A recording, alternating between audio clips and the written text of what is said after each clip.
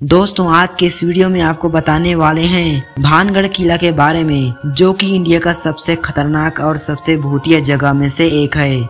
इस किले में शाम 6 बजे के बाद किसी को भी अंदर जाने नहीं दिया जाता है और ऐसा कहा जाता है जो भी रात को इस किले के अंदर जाता है वो कभी जिंदा बाहर नहीं आता। और किले में बहुत ही डरावनी आवाजें सुनाई देती है रात को।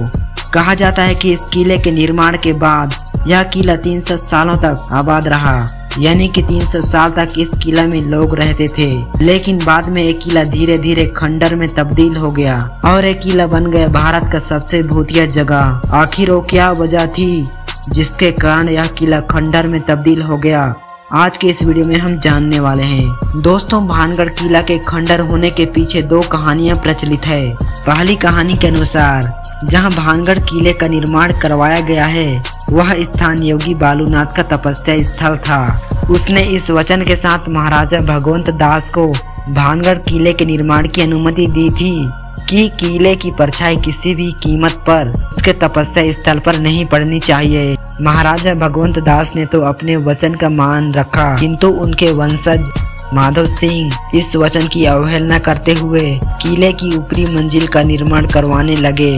ऊपरी मंजिलों के निर्माण के कारण योगी बालूनाथ के तपस्या पर भानगढ़ किले की परछाई पड़ गई। ऐसा होने पर योगी बालूनाथ ने क्रोधित होकर श्राप दे दिया कि यह किला आबाद नहीं रहेगा। इसके बाद यह किला धीरे धीरे खंडर में तब्दील हो गया। दूसरी कहानी के अनुसार भानगढ़ की राजकुमारी रत्नावती बेहद खूबसूरत थी। उस समय उनके रूप की चर्चा पूरे राज्य में थी और साथ ही देश के कोने कोने के राजकुमार उनसे विवाह करने के इच्छुक थे। उस समय राजकुमारी की आयु 18 साल थी। एक दिन वह अपने सखियों के साथ इत्र की दुकान पर गई। वो इत्रों को हाथों में लेकर उनकी खुशबू ले रही थी। उसी समय उस दुकान के कुछ ही दूर पर एक सिंधु सेवड़ा नाम का व्यक्ति खड़ा होकर उन्हें बहुत ही गौर से देख रहा था। सिंधु सेवड़ा उसी राज्य में रहता था और वो काला जादू करने में महारथी भी था। कहते हैं वह राजकुमारी को पागलों की तरह मन ही मन प्रेम करने लगा था।